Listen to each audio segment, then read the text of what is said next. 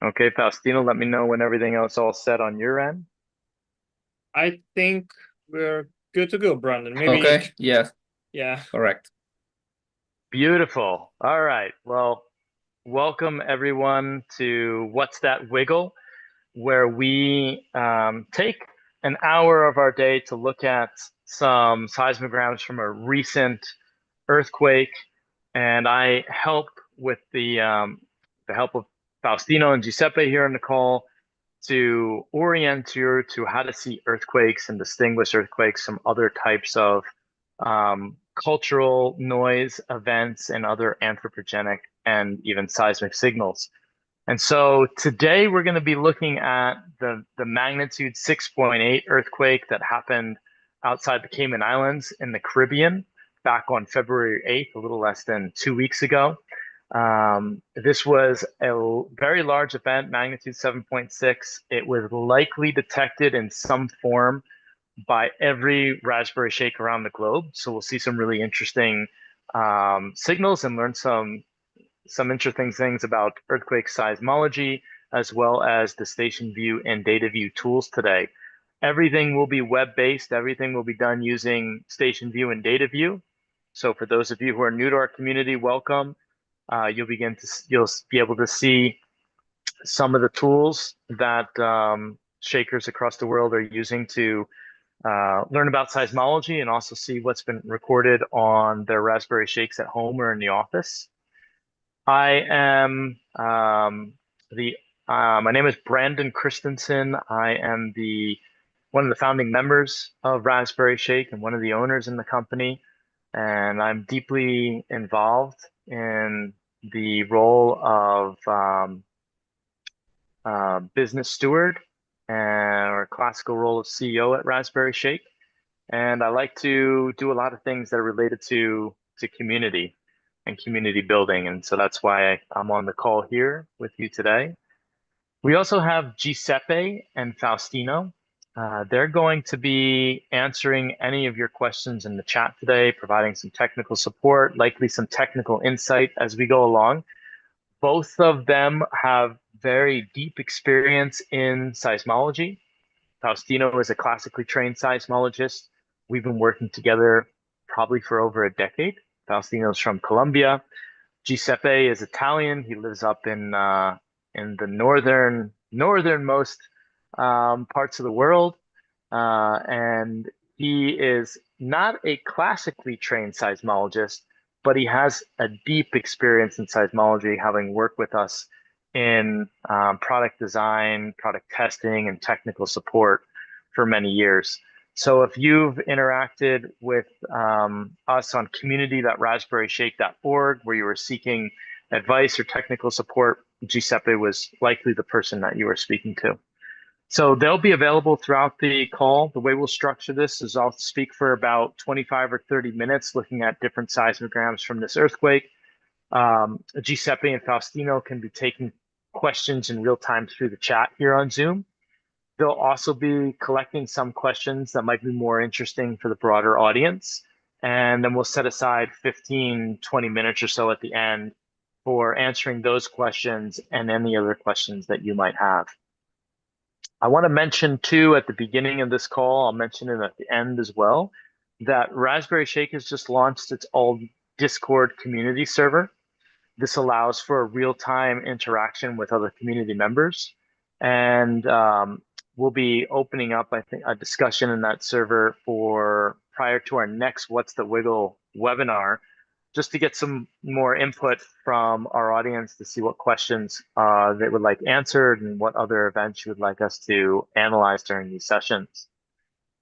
So with that, we'll begin. Looking here at the screen, we have a graphic that Giuseppe is continuously polishing over time. And this is something that I think came from one of our earliest citizen scientists, Mark Vanstone, that then Giuseppe has reworked and fine-tuned.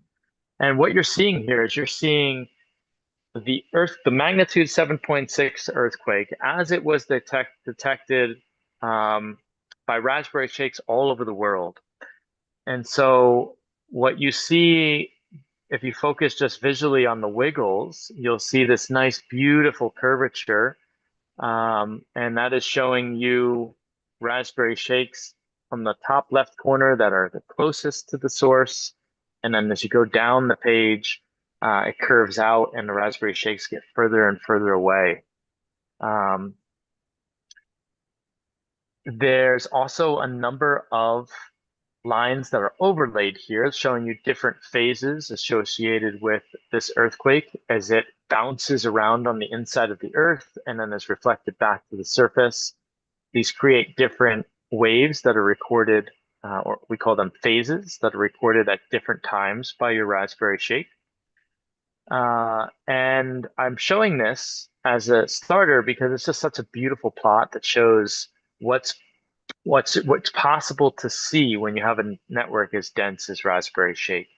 And so raspberry shakes around the world, when taken together in unison, actually give us a really beautiful view of the different levels inside the earth. Everything from the waves that are traveling along the surface of the earth, the waves that travel all the way down into the core and then pass through and come out on the other side, or come down into the mantle or the core, the different levels of the earth, and then are reflected back to the surface. So there's a when we look at seismograms today, we're really going to focus just on the simplest part of it, the initial arrival, which is called the primary or the P wave, and then the secondary arrival, which is called the S wave. But there, these seismograms, these earthquake wiggles, are really feature rich.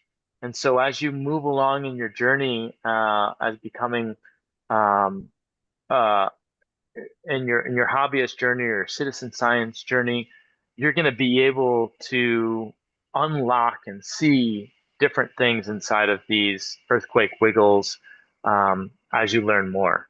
And so Giuseppe regularly publishes plots like this on Raspberry Shake EQ. It's one of our Twitter feeds. We're going to start to release these plots inside of Discord as well. And so yeah, keep coming back to these and keep noting the different parts of this graph that you begin to understand over time. So I'd like to begin our journey with this earthquake here in Station View. It's one of the places that I begin all of my investigations with recent seismicity. We're going to pull up a station here to start out. It's one that's one of the closest stations to the source. Okay, it's one that's in Honduras here. You can see it here. We no longer have this large magnitude 7.6 on the map because more than a week has passed, but here are some of the aftershocks. And so that's where the earthquake was. And so you can see that this station was very close to the earthquake. If I open the earthquake here and I then click on the station, I can see the earthquake on the right-hand side. And I can also see the distance. So we're about 500 kilometers away from where this large earthquake happened. And so I'm going to click out of these views here. And I'm just going to click on the station, bring up the real-time feed, and show you one of the easiest ways to jump over to data view, which is just to click on the waveform. That'll open up data view in a new tab. And then that'll open the last 24 hours of data for that station. So this earthquake happened back on the 8th of February. So we're going to click back in time. The earthquake comes up in the near field. It automatically labels the earthquake here. And this is a really large magnitude event. And so it stands and stood head and shoulders above everything else that happened on the day in the Sela quarter. And that's why when you look at these last 24 hours of data, which I'm calling the Gila quarter plot, everything is basically a flat line in comparison to this earthquake. If we click on that earthquake, it's going to open up a enhanced view or a zoomed view of that earthquake. You can see the zoom field here in the highlighted portion. Notice how that changes as I zoom out. I'm going to zoom out a few times just to see this earthquake in all of its beauty. And then I'm going to switch over to what we call the spectrogram view. Now, we're going to get into a lot of details starting now. So on the x-axis, this one here, I want you to notice that we're dealing in time, and that time is in universal time, or UTC. And on the left-hand axis, we have amplitude as measured in velocity, and the units of velocity here are in meters per second. And you can see this earthquake really well. One of the things I want you to notice before we change views is the onset of this earthquake, we get into a very high amplitude. It then decreases before there's a secondary pulse that goes high in amplitude again. The first group here, this is the P wave. The second one is the S wave, okay? And then after that, you have what we call the wave train. And you can notice really with your eye here, you can see quite a bit. You can see general amplitude of both of these primary and secondary waves. You can notice that initially there's a lot of high frequency data. And then after the primary and secondary wave, the P and the S wave happen, there is a lower frequency waveform that then trails off in amplitude. And so let's switch over to the spectrogram view.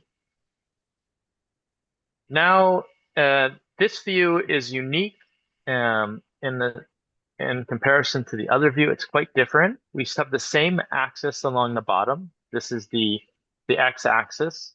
And then for the y scale, instead of having amplitude, we actually have frequency in hertz. And the frequency scale goes for the full range of what the Raspberry Shake is capable of seeing. So it goes from near zero up to 50 hertz. And then the amplitude information that we were looking at before here is actually contained in the intensity of the colors of this plot. And so you can see a lot more information here. You can see, for instance, that the P wave has the highest intensity, the highest energy at lower frequencies.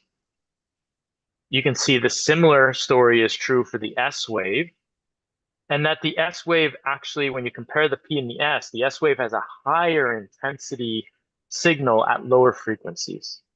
And this is what you would expect because the primary wave is always higher frequency than the secondary wave. You can also see that over here on this side of the plot, you might actually have a second earthquake and maybe even a third earthquake. You can see some high frequency data here.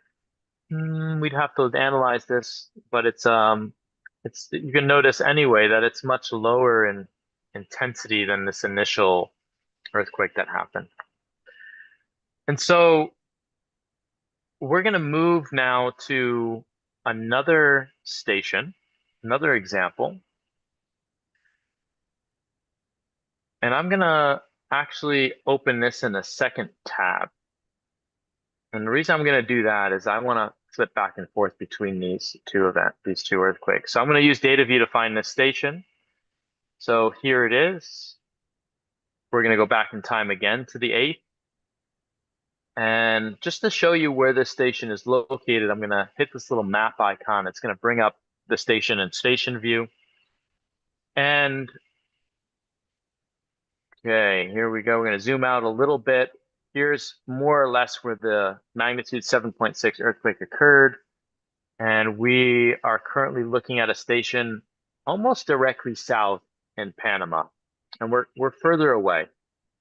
And so if we open this earthquake up and we zoom out, and then we switch to the spectrogram view, notice how different this earthquake looks.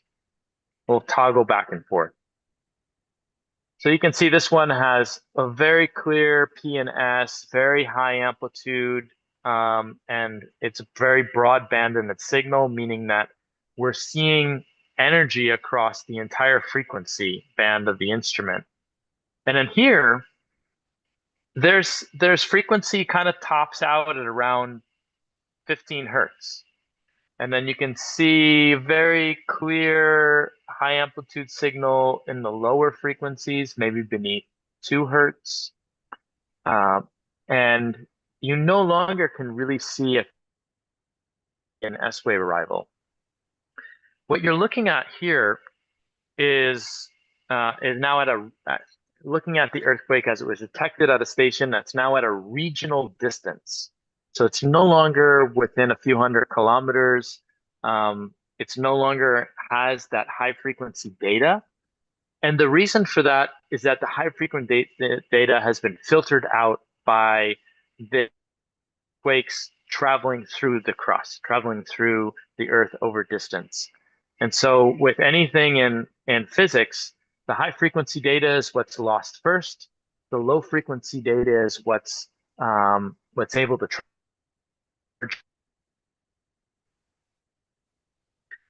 so continue on our journey out away from the source of this earthquake, and we switch over to a station that's even further away.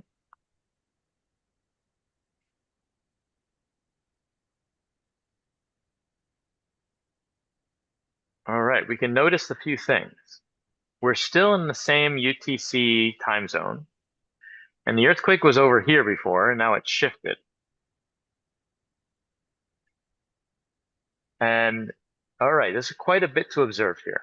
So let's start out by observing the fact that now the amplitude of this earthquake, as seen in this spectrogram view, is really low.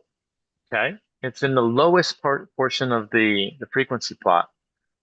So where is this station? Let's look at that first. Okay, we're now up here, and maybe that's in the United States. We are someplace there to the west of east of California, maybe Nevada, but we're pretty far away from the earthquake. Okay, we've traveled some distance already, and it makes sense that the amount of energy that we're detecting from this earthquake increased with distance. It's also the earthquake is now traveling through space and time. It's traveling through the Earth, and it's taken quite a bit of time to arrive here. And so the arrival time of this earthquake is at 2330. Okay. And the arrival time when we were really close to the source was 2324, 2325. So we've taken 5 or so minutes for this earthquake to travel through time and be detected by this Raspberry Shake in the western portion of the United States. If we get out of the spectrogram view and we look at the waveform view, I want you to notice that you can see the earthquake, but if you didn't have this earthquake labeled and you were clicking through the data, let's do that. You were just clicking through, it would kind of be hard for you to say that that was an earthquake. You notice that there's a lot of spikes and a lot of data.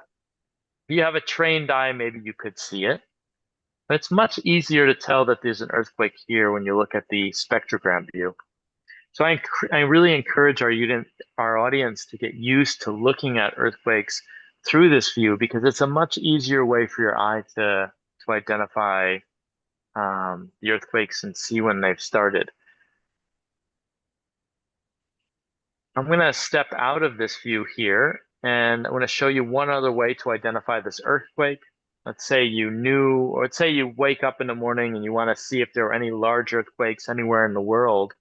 On your heliquarter plot, on your 24-hour view of data here in data view, one way to do this is actually to apply a filter.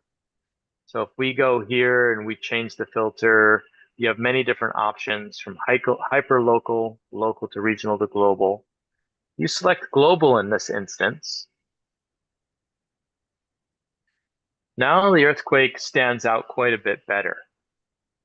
And if you go and you switch from global to Raleigh or love waves, and now this is going to filter to very low frequencies.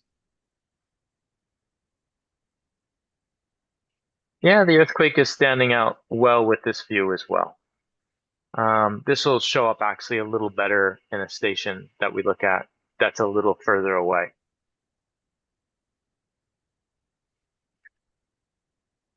All right, let's pull up, so we got about 3 more examples here. Each one is stepping further away from the source.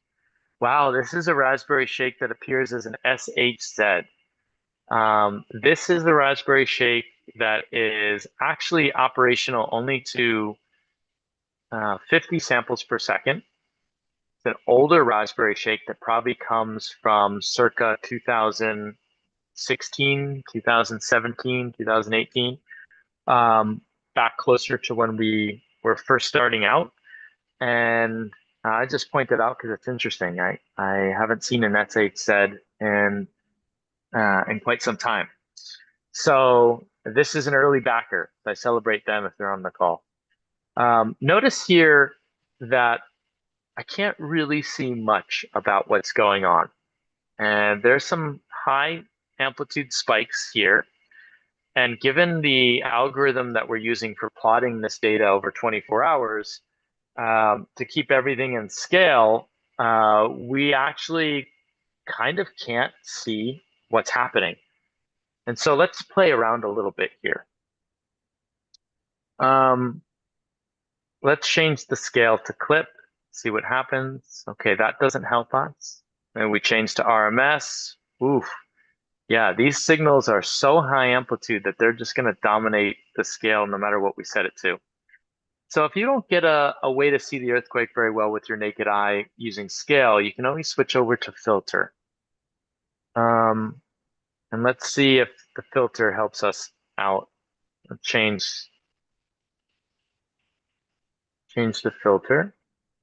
Okay, let's actually take the filter off. And we'll go with no filter. Let all this seismic data just be as it is. Play with the scale again. All right, so this is an example where no matter what I apply here, I can't tell where this earthquake is. And so fortunately, we know the origin time, and we also have it labeled here in our plot. And let's toggle back and forth. Okay. I mean, here's an example of a station where you would not be able to tell where this earthquake was unless you had the origin time. I mean, here it is. It's showing up right down here, but there's so much high amplitude signal and noise in this representation of the data. If we click away, we can see that in the waveform.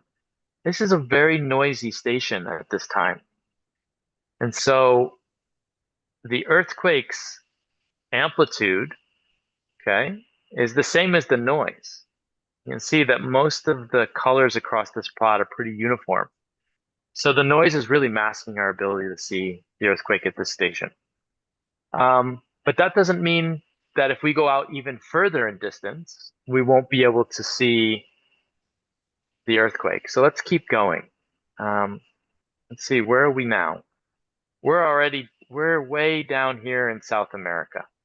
Okay, let's step out even further. Let's pull up a station. Okay. All right, that loads. We'll see where we are. We're all the way up here in Alaska. All right. We're a little further away in Alaska. You can see the earthquake pretty well already, just visually. I think I have no filter applied. And so let's apply a filter just for a moment. Let's look at the global filter, see if that helps us get things to stand out a little bit. Yeah, it stands out a little bit more. Notice this is a great example. Notice how this earthquake stands out a little bit more, and there's this little blip right here. Okay, I'm using a global filter, which means I'm filtering for low frequencies. Let's go ahead and shut that off and see what happens. Pay attention to what happens to this little blip right here. I'm going to shut that filter off, default no filter. The amplitude of this earthquake is diminished, and this one is seen much more clearly. So think about that as a moment for a moment, and then we'll come back to it.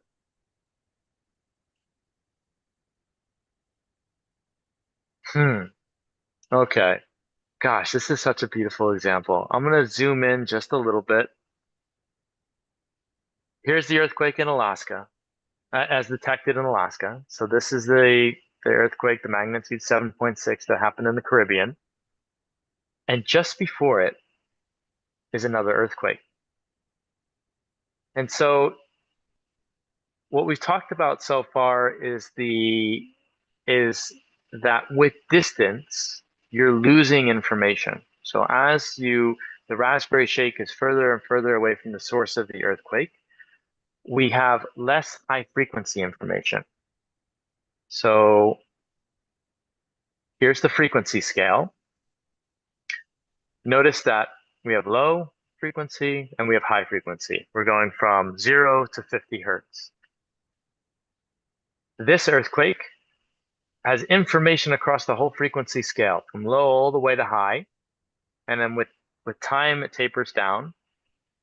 And then this earthquake has very low frequency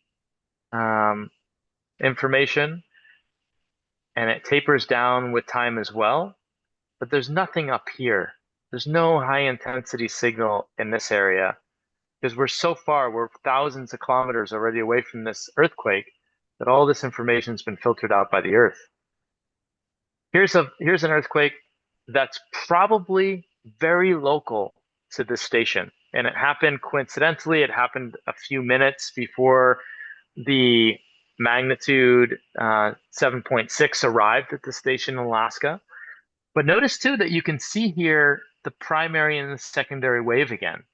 And so you can see that over here, there's one little blip up, that's the P wave, and then there's a larger amplitude secondary wave. That's what you're seeing here. And it's beautiful to see these side by side. You have a very local earthquake side by side with a global or teleseismic earthquake. And even though this one has higher amplitude information, it's a lower magnitude earthquake. We're going to zoom in on it just a little bit more. I'm going to bring up this earthquake, zoom in again. Here's your P wave. Here's your abrupt arrival of the secondary wave. Notice here, if you were looking at this and you were saying, okay, where is the energy of this earthquake concentrated? It's concentrated right here in the S wave. And that if you've ever been in an earthquake and you have dogs or animals, you likely only feel this high energy portion as a human, the secondary wave. This is generally what's destructive in an earthquake. And so here where I am at in Panama and Costa Rica, we have lots of earthquakes, and the P wave is easily detected by my dogs. They'll get up and they'll run out of the house, or they'll start making some sounds, and they're reacting to this P wave. I notice their behavior and I feel the S wave. Okay. We'll switch views. This should show up really beautifully in the waveform view. Let's pull that up again. Well, not responding, so we'll just refresh the page here. We'll jump back in time. We'll pull up that earthquake. Yeah, this earthquake, this is a beautiful example of an earthquake. This is when you see something like this, it's hyper local to where you are. A very clear onset of the P wave. I'm going to zoom in a little bit. Look at that. This boom, it just shoots right up and then starts, the shaking begins. Zoom out a little bit. Here, around here is the arrival of this larger amplitude S wave. And then with time, it tapers down to background noise. If we switch back and forth to the spectrogram, Um, if you follow that with your eye, you begin to see easily where the onset of the P wave is. It's very abrupt here as well. And then the S wave is right here. Easy to see with the naked eye. You're not exactly sure where it begins in this view, but you can see exactly where the onset is when you're looking in the spectrogram view. All right. So we'll navigate away from this example. We'll pull up our final example here. This example is 16,000 kilometers away. We're half a world away from this earthquake. So while this loads, I'm going to bring up the view and station view. All right, so here we are. We're going to look at this earthquake as it was detected by the station in northern Thailand.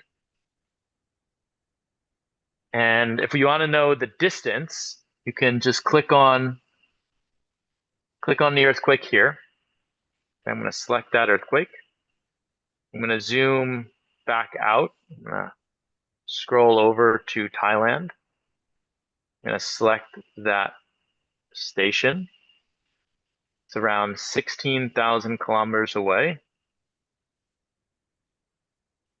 And we're so far away from this earthquake. It's going to be really amazing if we are able to see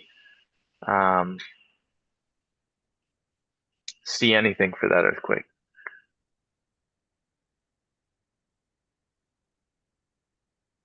It's telling me there's no data. I wonder if I'm having some internet issues today. All right, beautiful. There it is. All right, so looking at this, I don't see this earthquake anywhere, right? There's a lot of blips. It looks like a lot of noise. I don't see anything that jumps out as me as an earthquake. If you had an untrained eye, I might notice each of these blips and think, okay, these might be earthquakes, and you can zoom in and look at those. We'll do that in a moment. And so what I'm going to do is I'm going to try to tease the earthquake out of this data by looking at filters. So we're going to start with the hyperlocal filter.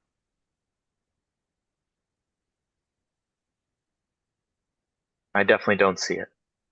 We're gonna go to the local filter. And when I'm going from hyperlocal to local, and I don't see it here either, what I'm doing is I'm actually choosing filters that are looking at progressively lower frequencies. So we'll go to regional now. And the filter, you can see it applied here. This is from 0.7 to 2 hertz. And I still don't see it. I don't see it easily. It might be in there, but we'll click.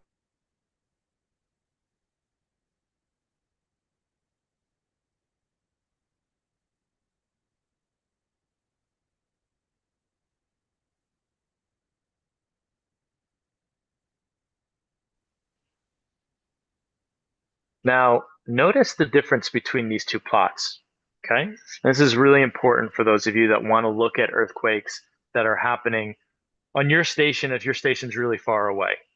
What you're seeing in the top plot is the zoomed in portion from below. Okay, this is the zoomed window here, the one that's highlighted in the shadow, and that's what's displayed here.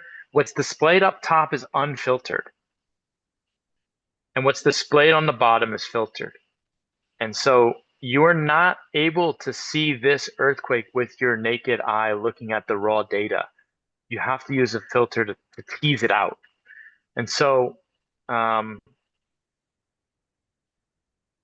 going to apply that same filter up here now. I'm going to use global. And then boom, there's the earthquake. Just pops right out. And if we move over to the spectrogram, okay. Now the spectrogram is not, because the spectrogram is, we want it to always show 0 to 50 hertz. So we're not actually seeing anything filtered here. I'm going to turn the filter off just in case. Okay.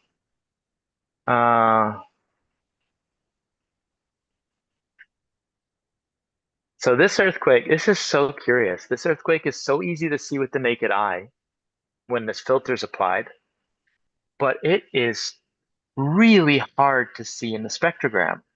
And the earthquake is this little, if you look here, look on this side, there's kind of just a deep purple, um, almost black background at low frequencies.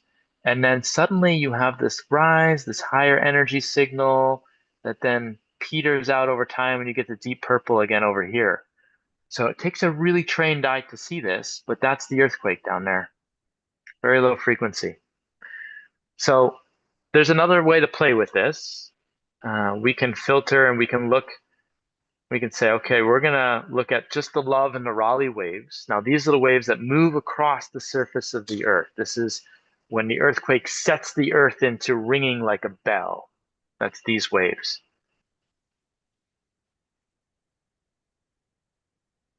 And this is really curious too here, because what you see is that the earthquake is in the same spot, begins right here. This is the window that we were using to look at it. But this ringing, notice that this ringing happens for hours, okay? What you're seeing here is this is all the earthquake. All of this is the earthquake.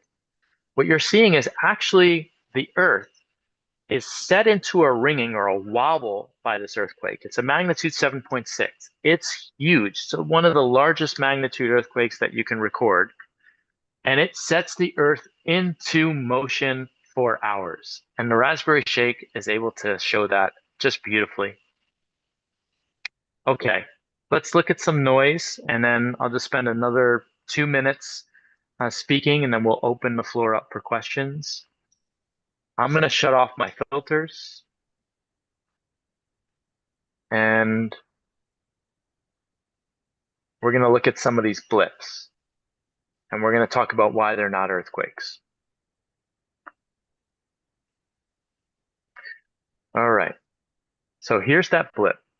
I'm going to zoom in there, and I'm going to open a previous view where we have an earthquake, and then we're going to come back here.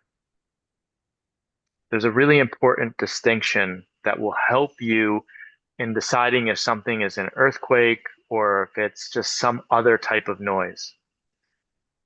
When you have an earthquake, most of the energy is concentrated at the lower frequencies. And so an earthquake always has this pattern of kind of these triangles or pyramids that are laying down where the energy falls over time, then there's another wave and it falls again. But most of the energy is down here.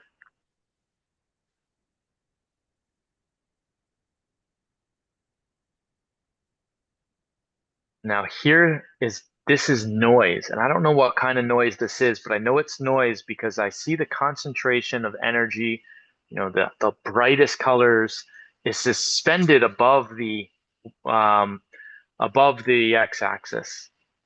And because it's not grounded down into the x-axis, I actually know that this is not an earthquake. If this energy was closer here to the time axis, I would be suspecting that this could be an earthquake, but it's just suspended in there. It's floating up in there in frequency space. Okay, so that's not an earthquake. This is an earthquake here.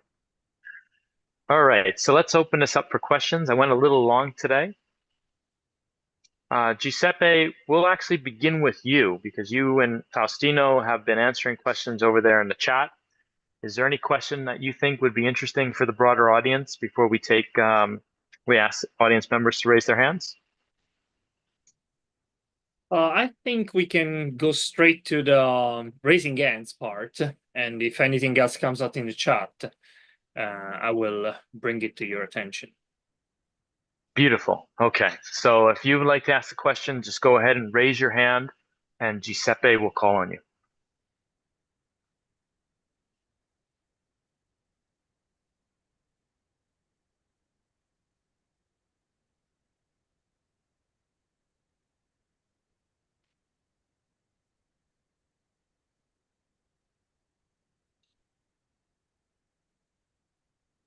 Okay, there is Jeremy Cooper that raised the hand raised. So feel free to unmute yourself and ask your question. All right, hello. Thanks, wonderful presentation. My name, of course, is Jeremy. I'm here in the San Francisco Bay Area, and we have a lot of local seismic activity to the San Andreas Fault and various other offshoots of it. And I have two shakes. I have a 4D and a 3D model, both here in the house. I've got them so I can be online and receive both really strong earthquakes through the accelerometer and the 4D, and then see much more detail with the 3D. And I've gotten to the point where I really want to learn how to do phase picking, at least first by eye, and then understand how software can do it. And this may be a bit beyond the scope, but how do seismologists learn to do P wave and S wave picking for really local earthquakes where you can see them? And particularly, how do you, well, the S wave is really hard for me to try to pinpoint where it starts. And how do you decide the first motion for the P wave? I know this is a pretty complicated question, but feel free. No, these are beautiful questions, and I think this will be interesting for the larger audience here. So how to site that? Let's start with the question of how seismologists learn how to do this. You learn a lot in class by looking at examples of classical examples of earthquakes. You learn how to identify the P and the S wave visually. And then if your education have any part of it that's working as an operator, modern software will actually based on the origin time, it'll pre-label the predicted arrival times for all the different phases. And so that's a great way to learn, is to look at actual earthquakes in these earthquake relocation software packages and learn based on the predicted arrival times.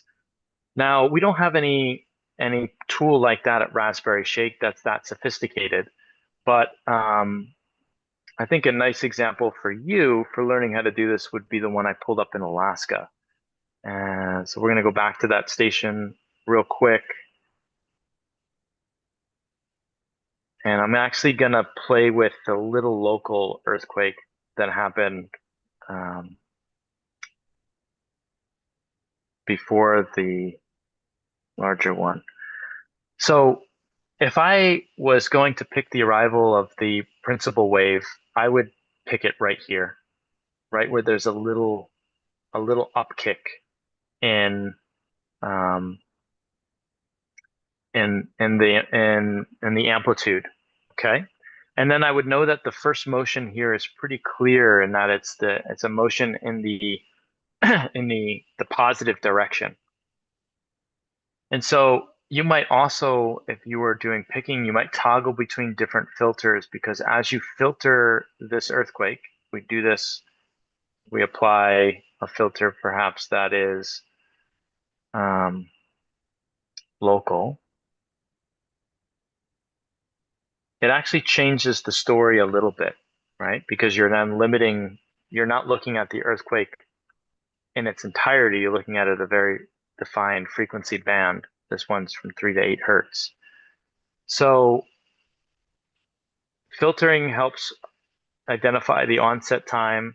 The S wave is a little harder. Noticing the onset of the S wave, like I would say, generally it's in this area. And when a seismologist is using an earthquake picking software, they'll not only pick the arrival time, they'll actually define the uncertainty in time around when the S wave could be. And so, but if you wanted to pick, you could actually pick over the spectrogram, and that gives you a much clearer sense of when the secondary wave arrived. Okay, that's like pretty much right here, right? There's still some uncertainty. There's always going to be some uncertainty, but that'll give you a better idea. And as far as all the other phases, that is beyond the scope of what I can do here. But what I would recommend is looking at some of these plots that Giuseppe builds and publishes occasionally on X.com and also inside of our Discord server. And what you'll see here is the P is easily defined, and then we are defining some other phases, and these are all predicted phase arrival times. But you can begin to learn things immediately from these plots because you can look at, for example, here you see a super clear P arrival time for all these stations until you get to around 90 degrees from the earthquake. And then suddenly that information's lost, right? But then there's this other wave that's clearly defined here, and that is labeled as the PK little I KP, which is this green line. And so this wave that looks almost like the P wave is a reflection off the inner core. And so you can to see that actually the identifying of some of these phases is it requires you to look at the network as a whole and to look at stations not only that you have at home, but maybe if the earthquake is close to you, you have to look far away. And if the earthquake is far away from you, maybe you'll see something that you wouldn't be able to see on a station that's really close to the earthquake. The other thing that Giuseppe is labeled here in gray is what we call the shadow zone. And this is a zone where you actually are not going to see really nice arrival times for the P wave. Okay. Does that answer your question? Does that give you enough information to kind of get started? Yeah, that's great. Thank you. Yeah, I was mostly noticing that S waves are really hard to see in very close earthquakes. And I'm glad that I'm not the only one. And I see some of what No, you're posting for using the other components in the seismogram to help locate it too. That's what I'm starting to read research papers on it too. So thanks. Very good. excellent. And one of the things I recommend as you go forward is beyond identifying the phases, just reflecting on what the phases mean or what seismologists have determined the phases to mean through their research. Because every phase is actually labeled based on the wave's interaction with the inside of the Earth before it arrives at your station. And so that PK one that we're looking at down here, I mean, this is fascinating because this is the wave that is then, depending on if it's the big capital I or the lowercase I, it's actually the wave that has traveled through the molten core or reflected off of it before it got to your station. And so it's pretty neat to look at that in your own seismogram and think about the journey that the earthquake energy took as it was, before it arrived at your station.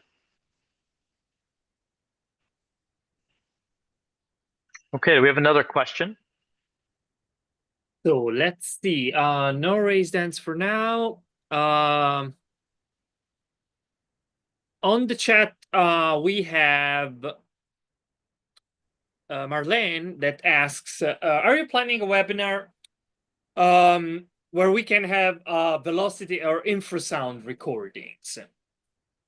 I assume the one from our EQ sound service. Yes, yes. Okay. So showing the use of the EQ Sound app. Yeah. Oh, let's dive in real quick. I haven't visited that in a long time, but I love this one. So sound@raspberryshake.org.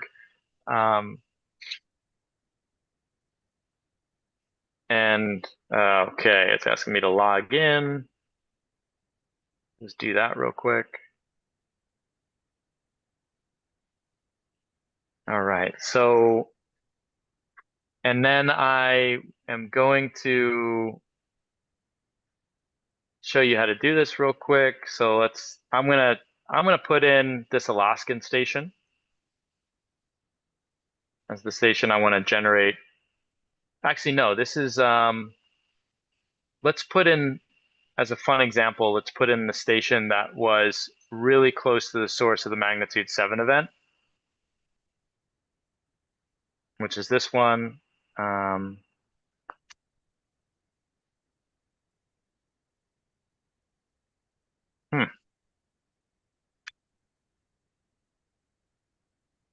Okay, there we go.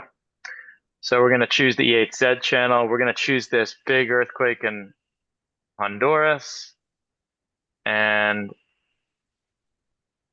we're just going to do the default here and then download.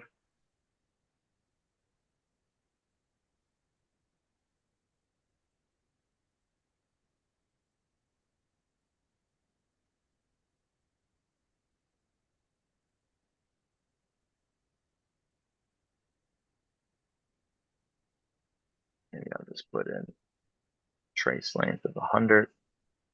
There we go. I see some people post these on x.com and other forms of social media sometimes. And I don't think Maybe I have sound enabled no, here, but but maybe just a bit this longer is in the trace. yeah, so that was really fast. We could have gone with the 1,000. Yeah. It's okay. We'll talk about what this does. So what this does is it creates a video that then you can play and repost on social media that shows on top the waveform, and on the bottom it shows the spectrogram that we've been looking at. And it's so you have that visual, and then what it does is it takes the frequency content of the earthquake, which is between 0 and 50 hertz, and it shifts it into the human audible range, which is, I believe, starts at 220 hertz and goes to 20,000. So it translates it into a higher frequency so your ear can hear it, and then you can actually listen to the earthquake. And so if you have an earthquake with many different phases, like in the question previously, you could then actually listen for the different phases of the earthquake. And so, yeah, it was good to just showcase that for a moment.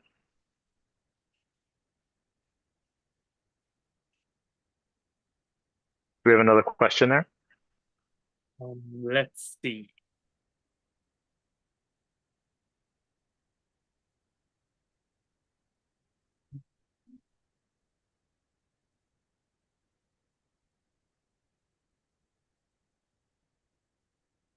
Okay, there is a Stefan that asks, which is the fault line in the picture over the map? Stefan, I think you were referring to my plot and not station view that Branden is currently showing. Is that correct?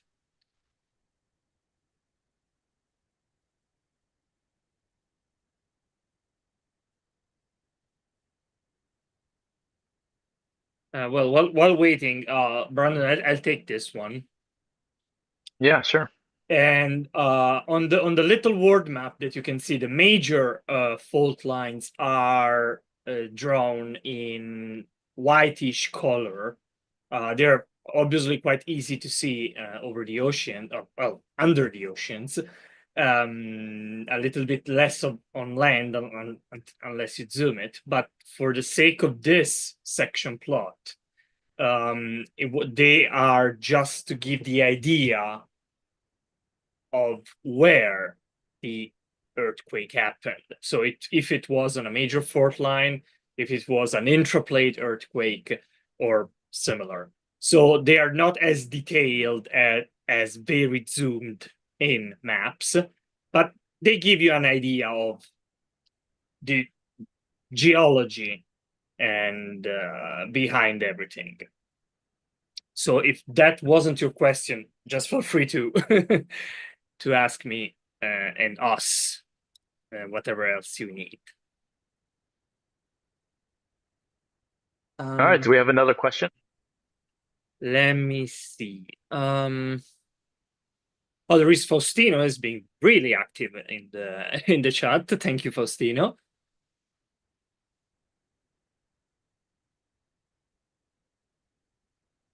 Okay. Stefan was talking about the beach ball, Branden. Oh, beautiful. Do you want to explain what the beach ball is? Yeah, let's give a basic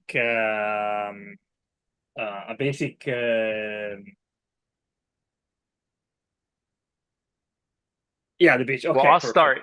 I'll start, and you fill in any All details right, here. So this is sure. this is the beach ball here. If you look at earthquake information from professional seismic sources for larger earthquakes, you're almost always going to see some style of beach ball like this. And what this does is it communicates very quickly and visually what was the sense of motion during an earthquake. And so areas that are white are areas of extension. Areas that are dark, in this case blue, are areas of compression. And so this is a representing motion from white to dark, so in this direction, and then this direction over here. And so that sense of motion translates for us into something called a strike slip fault, which is basically one earthquake plate moving in parallel along another. And when the earthquake happens, there's those plates kind of move past each other very quickly, and then part of each part of that plate experiences extension and part experiences compression. And so there's actually a ton of information in this plot about even the angle of the fault and the angle of the fault, the sense of motion, the amount of compression. It's kind of a really rich representation of a very complex earthquake. But if you want to learn more about these, I would just, what would be the key term that you would Google or have a chat with AI about, Giuseppe? Would it be beach ball, or is there a more technical name for these? No, actually, you can find the name beach ball even on the USGS website. Oh, okay, perfect. Tensor would be the correct technical term, as David just wrote in the chat to address this. To reply to Stefan, the actual fault line in the main fault line that was activated with that earthquake is going from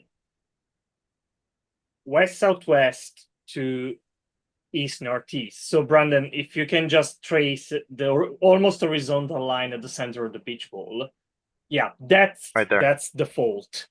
That's the main fault that was activated in this case. And that's right, because that's actually ambiguous in the representation. yes, Because because there's two distinct possibilities. Yeah. exactly, beach balls give you, like you said, literally a ton of information. But there is, in fact, as you can see, the text in the little window containing the beach ball includes the two nodal plane solutions. And then you need the expert eye of a geologist, seismologist, that knows the area, that knows the mechanisms, and that can tell you, okay, the fault was east to west instead of north to south, for example. Yeah. And in all fairness, if you are just joining us as a hobbyist who's interested in seismology, pretty much everything in this plot is super high level, super technical. The reason I wanted to show it during this call is mostly just because it really shows a beautiful what you're capable of doing when you have a network as dense as the Raspberry Shake network. And you have an earthquake as large as this one that just sends the whole planet into vibration. So don't get too lost in the details with this one. But then also appreciate that on your journey into studying earthquakes, if you go down the rabbit hole, there's a lot to learn. And always, if you have any kind of questions, our community forum is right there, always available. Our community Discord server filled with enthusiasts about earthquakes, geology, seismology is always there. So feel free to join, ask, participate. It's literally another word to see. Yeah, That I can tell for absolutely. sure. And to join our Discord community, it's just visit raspberryshake.org /Discord, DISCORD. And maybe we can type that into the chat, Yes, I'm just Giuseppe or adding it. Faustino. Here you go. Perfect. And Discord is a place that'll allow you to have real-time interactions with other people in the community. And so Giuseppe, we're over time here, but I'm open to taking one more question before we sign off. Let me see. I don't see other questions from the chat. So just ask, is there anyone that has a question? Just raise your hand or write it down in the chat.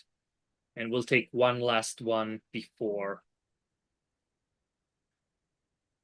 turning off for today. Adios, David Drake. Thank you for your message. Enjoy the Bye, rabbit David. hole. I don't see any other question, Branden. Perfect. So yeah, Perfect. I think. Well, Faustino and Giuseppe, thank you so much for your support, allowing me to just focus on the talking and explanation part while you guys are handling all the questions that arise there in the chat. Thank you very much to our community for supporting us and for being with us. I know that many of you have been with us for a long time. Others are just joining us. So welcome to the community. And please join the conversation over on Discord. We will, prior to next month's webinar, we'll be reaching out to you directly on Discord to ask how you want us to spend our time when we have this hour together. So take care. We're deeply grateful for you, and we look forward to connecting with you over on Discord.